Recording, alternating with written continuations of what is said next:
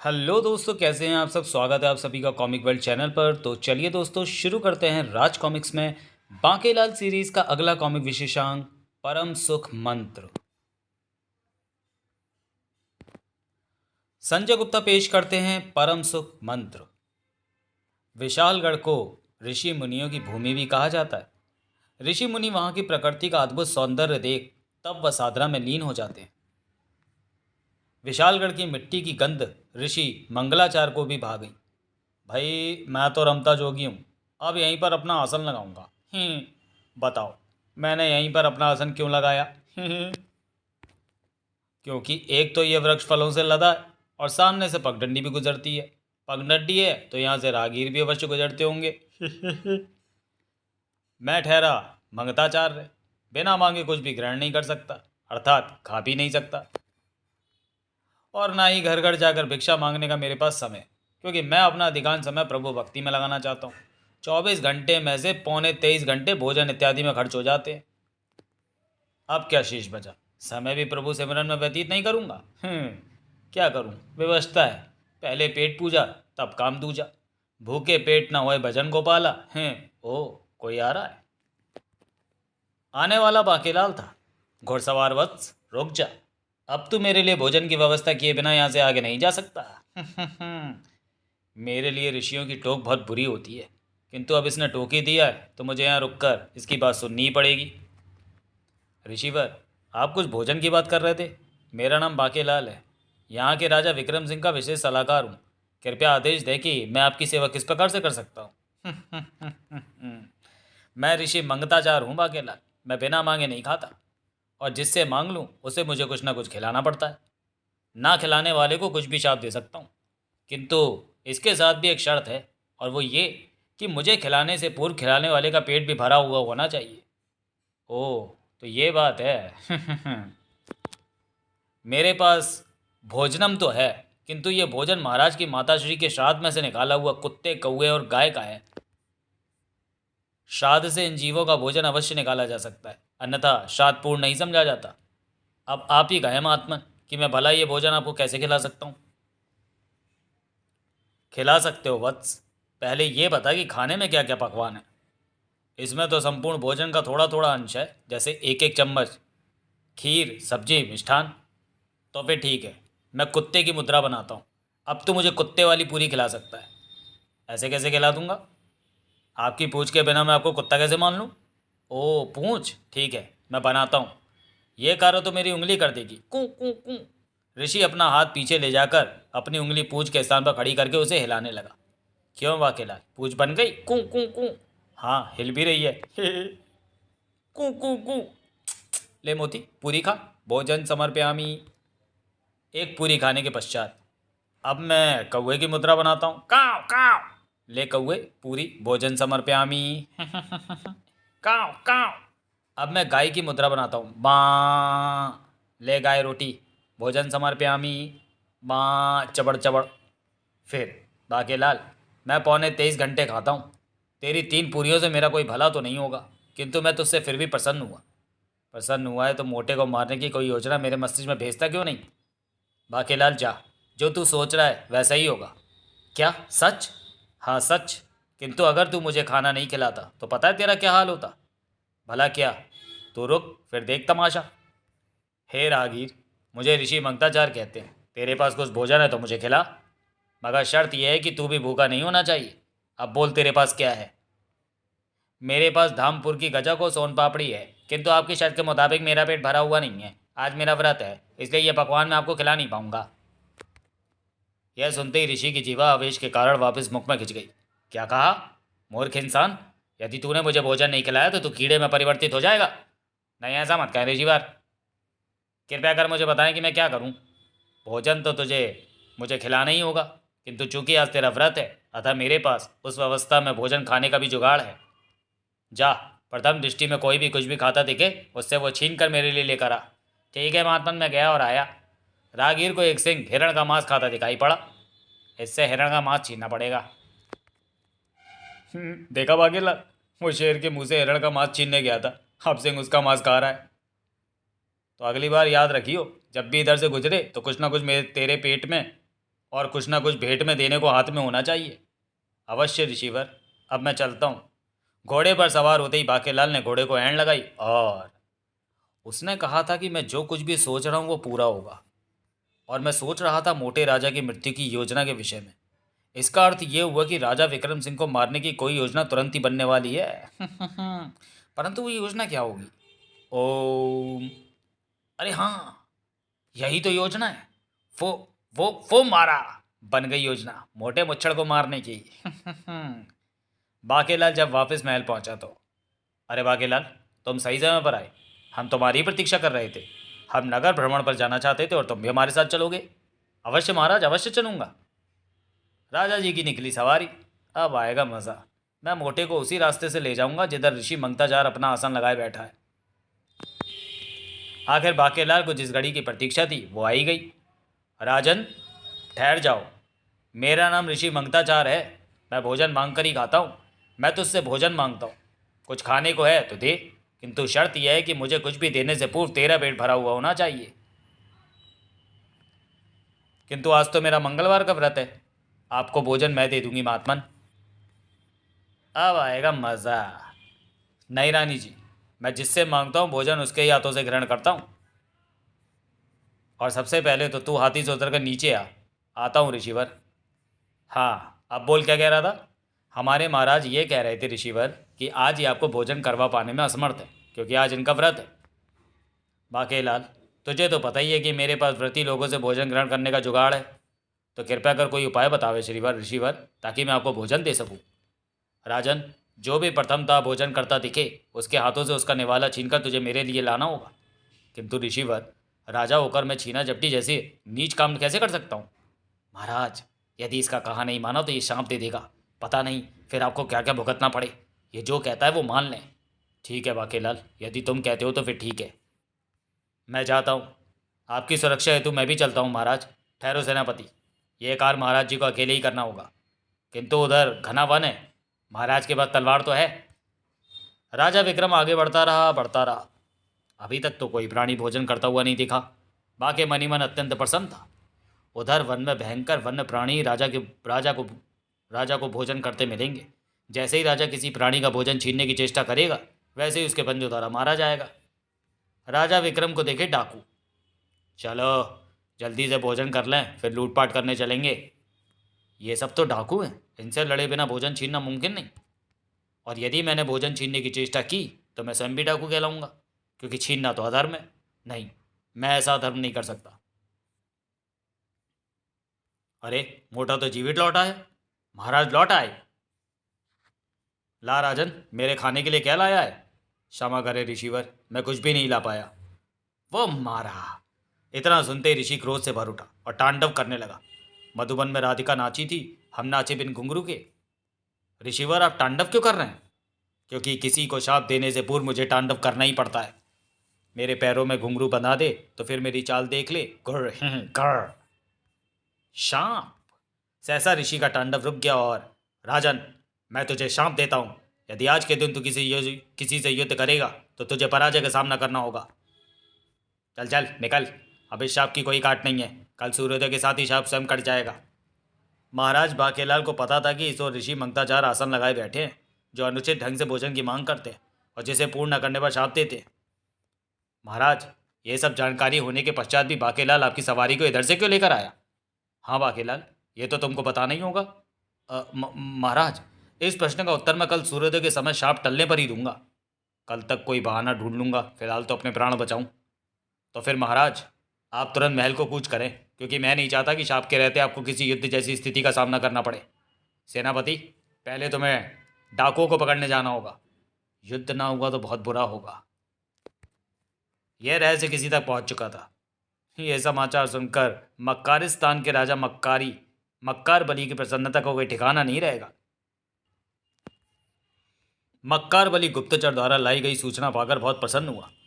राजा विक्रम सिंह बहुत समृद्धशाली राजा है।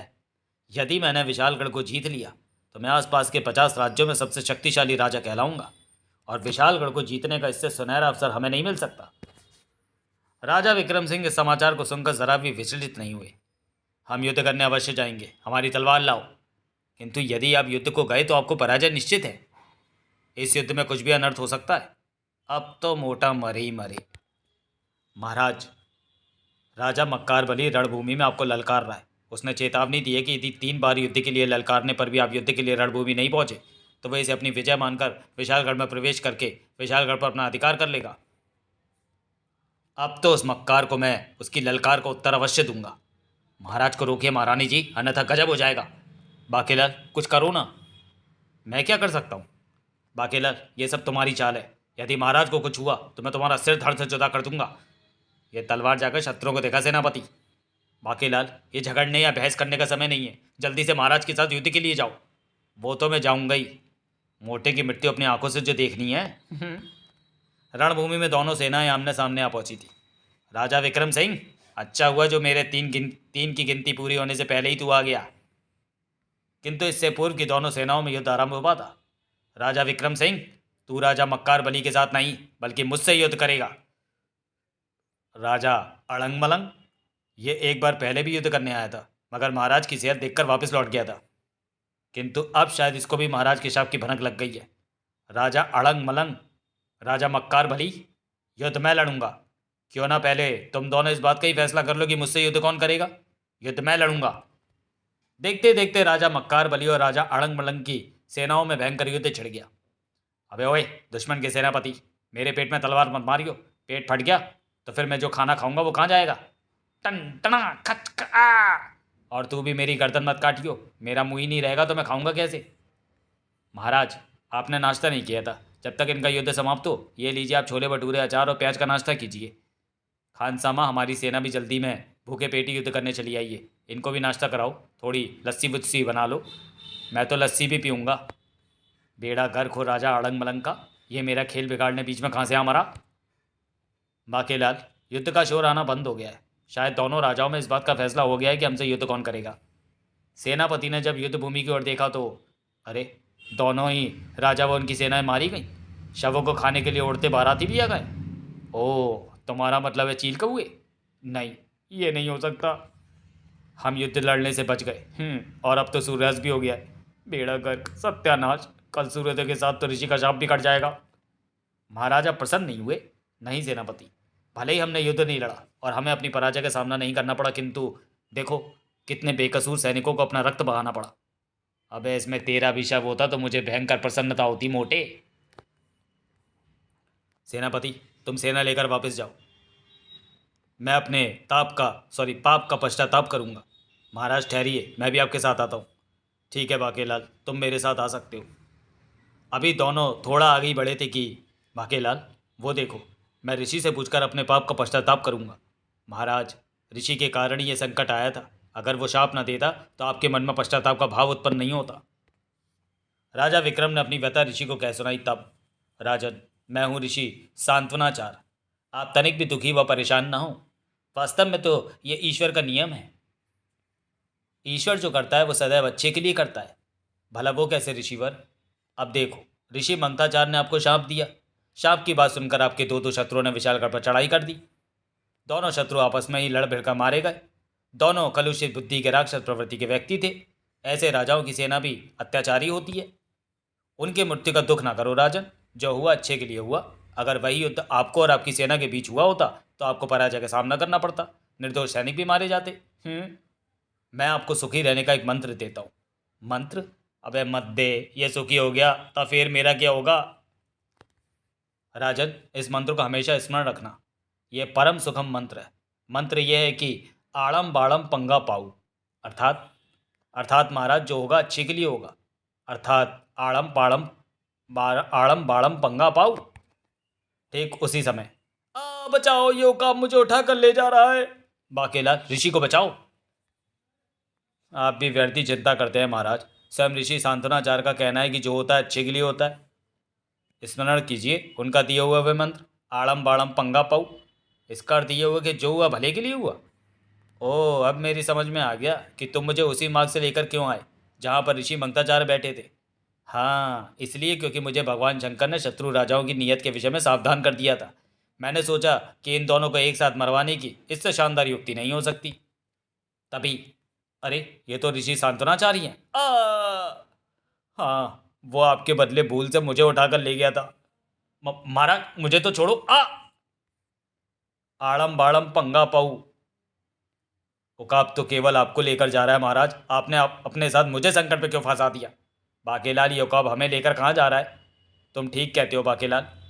बाकेलाल, भूल और घबराहट में मैंने तुम्हें पकड़ लिया था। मैं तुम्हें अपने साथ किसी संकट में नहीं फंसाना चाहता। मैं तुम्हें छोड़ देता हूँ। मेरे साथ जो होगा वो आड़म बाड़म पंगा पाऊ। नहीं, इतनी ऊंचाइयों से गिरकर मेरी सारी हड्डियों का आड़म बाड़म पंगा पाऊ हो जाएगा। मुझे कसकर पकड़े रहना महाराज। शीघ्र ही उकाब उन्हें लेकर पहाड़ी की चट्टानों के बीच उतरा। क्वाक। मोटे ने मुझे भी मरवा दिया। यहाँ ऐसे उकाब के और भी साथी होंगे जो बड़े आनंद के साथ हमें अपना आहार बनाएंगे। बागेलाल, यहाँ तो कोई भी दिखाई नहीं पड़ रहा। और वो उकाब क्या कर रहा है? वो अपनी चोंच तेज कर रहा है ताकि हमें चीर फाड़ सके। ओह, ये चट्टान नहीं, इन उकाबों का घर है। चट्टान पर चोंच घिसकर उस उकाब ने अपने बाकी साथियों को संकेत कर दिया है कि फटाक फटाक फटाक, शिकार आ गए हैं, बाहर आकर नाश्ता कर लो। घबराओ मत बाकेलाल, आड़म बाड़म पंगा पाऊ, अर्थात जो कुछ भी होगा अच्छे के लिए होगा। उकाब दैत्य एक भैंसे को पकड़ कर लाए। इसकी तिक्का बोटी एक कर दो। चबड़ चबड़ चबड़ीला। हे, तुम ये दृश्य देखकर घबरा गए होगे। चबड़ चबड़ चबड़ीला। हम उकाब जाति के राक्षस हैं। पलक झपकते ही किसी की तिक्का बोटी कर देते हैं। तुम्हारी भी अब तक कर डालते। मैं उकाबों का राजा बेकाबू तुम्हें अपना जीवन बचाने का एक अवसर देना चाहता हूँ। तुम्हें राक्षस रूप धर को खोजकर उसका अंत करना होगा। इसके लिए मैं तुम्हें 2 दिन का समय देता हूँ। राक्षस रूपधर कोई भी रूप धर सकता है। उसको रक्त चूसने का शौक है। वो आए दिन हमारे दैत्यों के रक्त चूस जाता है। हमारे दैत्य दुबले होते जा रहे हैं। वो देखो, वो दैत्य दुर्बलता से चक्कर आने पर मूर्छित होकर गिर गए। किंतु तुम तो स्वयं शक्तिशाली हो, तुम उसको खोज कर नहीं मार पाए, तो हम उसका अंत किस प्रकार से करेंगे? वास्तव में उसको तुम्हारे राजा विक्रम सिंह का खून चूसना है, किंतु वो राजा को पहचानता नहीं, जबकि राजा विक्रम सिंह को हमारे एक औकाब ने पहचान लिया। उसको विक्रम सिंह तब तक नहीं मिलेगा जब तक स्वयं विक्रम सिंह उसकी खोज आरंभ नहीं करेगा। इसलिए हम तुम्हें यहाँ लेकर आए ताकि तुम उसकी खोज आरंभ करो। और यदि तुमने ऐसा नहीं किया तो हम तुम्हारी तो करेंगे, तुम्हारी प्रजा की भी तिक्का बोटी एक करेंगे। किंतु यदि तुमने राक्षस रूपधर का अंत करने में सफलता प्राप्त कर ली तो हम तुम्हें हीरे मोतियों से तोल देंगे। और यदि तुम उसके द्वारा चूसे गए तो फिर हम हीरे मोती तुम्हारे खजाने में जमा कर देंगे। किंतु दोनों ही स्थितियों में हमें राक्षस रूपधर से छुटकारा मिल जाएगा। तो फिर ठीक है, मैं राक्षस रूपधर की खोज में जाता हूँ। आओ बाकेलाल। मैं आता हूँ। ठहरो बाकेलाल, तुम अभी यहाँ से नहीं जा सकते। तुम यहाँ पर ज़बरदस्ती के मेहमान बनकर आए हो। तुम्हें यहाँ से भेजने से पहले हम तुम्हारा आगड़ बागड़ बिल्ला करेंगे। आगड़ बागड़ बिल्ला वो क्या होता है? कुछ नहीं, यहाँ लेट जाओ। यहाँ लेटा कर क्या करोगे? कहा तो है आगड़ बागड़ बिल्ला। आगड़ बागड़ बिल्ला क्या होता है ये हम तुम्हें बता देते हैं। बाकेलाल, वो है आगड़ बागड़ बिल्ला। ऊपर कई सारे आगड़ बागड़ बिल्ले लटक रहे हैं जो अलग अलग रस्सियों से बंधे हैं। तेरा राजा इनमें से 3 बार एक आगड़ बागड़ बिल्ले की रस्सी चुनेगा। हम उस रस्सी को खोल देंगे। इन सब आगड़ बागड़ बिल्ले में केवल एक आगड़ बागड़ बिल्ला ही नीचे गिर सकता है, मगर वो कौन सा है ये हमें भी नहीं पता। अब तेरा भाग्य है कि तेरा राजा कौन सी रस्सी चुनता है। सबसे पहले मैंने चुनी ये वाली रस्सी। अबे वाह के लाल, और तेरा की होगा। अब मैं इस रस्सी को खोलूंगा। इसके खुलते ही या तो आगड़ बागड़ बिल्ला नीचे गिरकर तेरा काम तमाम कर देगा या फिर नहीं करेगा। बाकेला, घबराना मत, परम सुख मंत्र याद करो, अर्थात आड़म बाड़म पंगा पाओ। बाकेलाल, ये छोड़ी मैंने रस्सी। नहीं, आगड़ बागड़ बिल्ला नीचे नहीं गिरा। बाकेलाल, प्रथम बार के इस खेल में तो तू बच गया। बाकेलाल, तुम घबराना नहीं, मैं दूसरी रस्सी चुनने जा रहा हूँ। ये छोड़ी मैंने रस्सी। इस बार भी आगड़ बागड़ बिल्ला नहीं गिरा। बाकेलाल, तू दूसरी बार भी बच गया, परंतु तीसरी बार बचूंगा या नहीं? बाकेलाल, घबराना नहीं, परम सुख मंत्र का स्मरण करो, अर्थात आड़म बाड़म पंगा पाऊ। ये खोली मैंने तीसरी रस्सी। डर के मारे मेरी आधी जान दो रस्सियों के खुलने से पहले ही निकल चुकी है। मुबारक हो बाकेलाल, तुम तीसरी बार भी बच गए। बाकेलाल, ये सारा कमाल आड़म बाड़म पंगा पाऊ का है। अबे मोटे, तेरी तो। बाकेलाल, तुम ये मत समझना कि इसमें आगड़ बागड़ बिल्ला है ही नहीं। ये देखो, मैं सारी रस्सियां एक साथ खोल रहा हूँ। अरे बाप रे, आज तो मोटे के स्थान पर मैं ही मारा जाता, स्वयं अपने ही हाथों। साय कचा। लो, अब हम जाते हैं राक्षस उधर की खोज में। आओ बाकेलाल। मोटे मुच्छड़, मेरा आधा खून झुका दिया। एक तमाचा तो मैं भी तेरे गाल पर अवश्य चढ़ूंगा। महाराज, परम सुख मंत्र का स्मरण कीजिए, अर्थात आड़म बाड़म पंगा पाऊ। चटाक। मोटे मुच्छड़, तेरी ऐसी की तैसी। बाकीलाल, तुमने मुझे थप्पड़ मारा? हाँ मारा महाराज, क्योंकि आड़म बाड़म पंगा पाऊ। तुम ठीक कहते हो बाकालाल, किंतु यदि इस थप्पड़ के पीछे आड़म बाड़म पंगा पाऊ वाली बात मुझे दिखाई नहीं दी तो फिर मैं महल पहुंचकर तुम्हारा एक बार फिर आगड़ बागड़ बिल्ला करूंगा। अरे पवित्र घंटा स्वयं ही बजने लगा, टन टन टन। किंतु ये तो राक्षस रूपधर की मृत्यु पर तभी बजना था जब उसकी मृत्यु मृतदेह आसपास ही होती। यहाँ तो कहीं पर भी राक्षस रूपधर की मृतदेह दिखाई नहीं पड़ रही। ठहरो ठहरो, अपना गाल दिखाओ। क्या अब तुम भी तमाचा जड़ोगे? नहीं, मैं कुछ ढूंढ रहा हूँ, और जो कुछ ढूंढ रहा हूँ वो मुझे मिल गया है। ये मच्छर। मच्छर? हाँ, क्योंकि ये दूसरे ही पल मच्छर बदल गया राक्षस में। हाँ, क्योंकि ये रूपधर है जो तुम्हारे गाल पर मच्छर के रूप में बैठा तुम्हारा रक्त चूस रहा था। तुमने जैसे ही इसकी खोज आरंभ की वैसे ही इसको तुम्हारी स्थिति का पता लग गया होगा और ये तुम्हारा रक्त पीने पहुंच गया। यदि बाकीलाल तुम्हें तमाचा ना चढ़ता तो तुम्हें पता भी नहीं चलता और तुम चुपचाप चुस जाते, अर्थात मृत्यु को प्राप्त हो जाते। क्या? बाकीलाल, तुम्हारा धन्यवाद, तुम्हारे कारण ही मर सका उत्पाती राक्षस रूपधर। बाकीलाल, आड़म बाड़म पंगा पाव वाली बात सिद्ध हो गई। बना बनाया खेल बिगड़ गया। मोटा थोड़ी ही देर में राक्षस रूपधर के हाथों चुस जाता। अगर मुझे पता होता कि इस मनुष्य के गाल पर दैत्य रूपी मच्छर बैठा है तो मैं इसको थप्पड़ क्यों मारता। बाकीलाल, अपना सिर क्यों पीट रहे हो? मैं ईश्वर को धन्यवाद दे रहा हूँ महाराज, ऐसा करने से ईश्वर अति प्रसन्न होते हैं। किंतु हम तो तुम दोनों पर प्रसन्न हो ही गए, हम तुम्हें खाली हाथ नहीं जाने देंगे। मैं तुम्हें ओड़म बोड़म घाटी का पता बताता हूँ। देखो, वो ओड़म बोड़म पहाड़ियाँ हैं। ओड़म घाटी में उतरने पर बोड़म घाटी पहुँचते हैं और बोड़म घाटी में उतरने पर ओड़म घाटी पहुँचते हैं। ओड़म घाटी में छोटा खजाना, बोड़म घाटी में बड़ा खजाना। ओड़म घाटी से खजाना लाना है बहुत सरल, जबकि बोड़म से खजाना लाने में है खतरा, जिसका मूल्य चुकाना पड़ेगा। तुम तो चाहो, तुम जो चाहो खजाना प्राप्त कर सकते हो, चाहो तो दोनों भी प्राप्त कर सकते हो। हम दोनों खजाने प्राप्त करेंगे। शीघ्र ही दोनों ओड़म बोड़म पहाड़ियों के शीर्ष पर जा पहुंचे। बाकीलाल, खजाना तो हमारे पास बहुत है, फिर तुम और खजाना क्यों प्राप्त करना चाहते हो? किसी भी राजा की समर्थता और शक्ति का पता उसके खजाने से ही चलता है। खजाना जितना अधिक होगा उतना ही प्रजा के कार्यों में खर्च करके प्रजा को खुशहाल किया जा सकता है। और फिर आती हुई लक्ष्मी को भला कौन ठुकराता है? किंतु बाकेलाल, तुम किस घाटी में जाओगे खजाना लेने? ओड़म घाटी में उतरने पर बोड़म घाटी में पहुंचते हैं जहां जान का खतरा है, और बोड़म घाटी में उतरने पर पहुंचते हैं ओड़म घाटी। यानी ओड़म घाटी पहुंचने के लिए उतरना बोड़म घाटी में ही पड़ेगा। तो फिर जान का खतरा किस घाटी में है, ओड़म में उतरने पर या बोड़म में उतरने पर? बेटा बाकेलाल, इस ओड़म बोड़म के चक्कर में मत पड़। बाकेलाल, क्या सोच रहे हो? महाराज, मेरे पाँव में उतरने का दर्द आरंभ हो गया है। यह दर्द उतरते समय होता है, मैं तो किसी भी घाटी में नहीं उतर पाऊंगा। तो फिर खजाना लाने मुझे जाना होगा, पर मैं इस घाटी में उतरूं? इसमें सोचना कैसा, सीधे बोड़म घाटी में जाकर बड़ा खजाना ही ले आइए। जान के खतरे से क्या डरना, भूल गए आड़म बाड़म पंगा पाऊ? ओ हाँ, तो ठीक है बाकेलाल, मैं ओड़म घाटी में उतरता हूँ जो मुझे बोड़म घाटी ले जाएगी। वो मारा, यदि इस घाटी में छोटा खजाना हुआ तो मोटा उसे ले ही आएगा, और फिर दूसरी घाटी में बड़े खजाने के चक्कर में जाकर मारा जाएगा, क्योंकि वहाँ जान का खतरा है। किंतु यदि इस घाटी में उतरने पर बड़ा खजाना हुआ तो वहाँ जान का खतरा भी होगा। मुआ वहाँ से बचकर आ पाता है या नहीं, अब मुझे यहाँ बैठकर इसी बात की प्रतीक्षा करनी होगी। राजा विक्रम सिंह ओड़म घाटी में उतरकर पहुंचा बोड़म घाटी में। ओह, यहाँ पर चारों ओर खजाना बिखरा हुआ है। सोचना, चलो दिलदार, चलो घाटी के पार चलो। ऐसा कहते ही घाटी में बिखरा खजाना तुम्हारे साथ साथ चलकर घाटी से बाहर निकल जाएगा। ओह, यह सूचना तो खजाने के बारे में लिखी है, इसका मतलब ये छोटा खजाना है।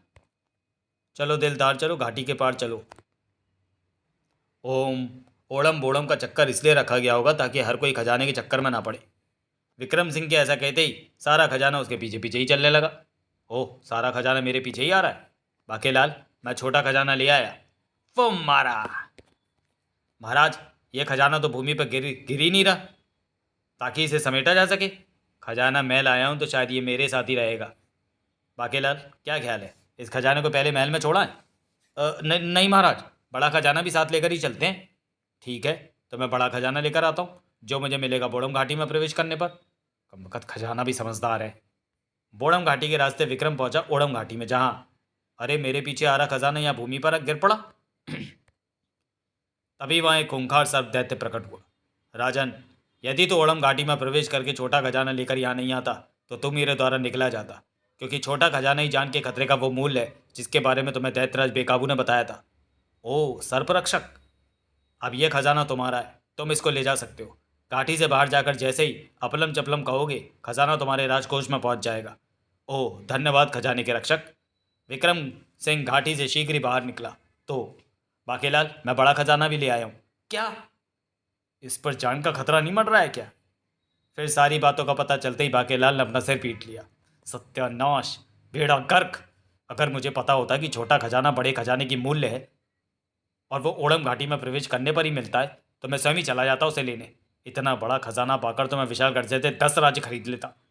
आड़म बाड़म पंगा पाऊ, आज इस परम सुख मंत्र के बल पर ही हमें खजाना प्राप्त हुआ है। बाके ते पुच्ची, उस मंगताचार को मौत आ जाए, ना वो मुझे मिलता, ना मैं मोटे को वहां ले जाता, ना मोटा व्यथित होता, ना ऋषि सांत्वना के पास जाता, ना खजाना मिलता।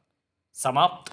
तो चलिए दोस्तों, वीडियो को यहीं समाप्त करते हैं और मिलते हैं बाकेलाल सीरीज के अगले कॉमिक विशेषांक शापित खजाना में। तब तक के लिए धन्यवाद।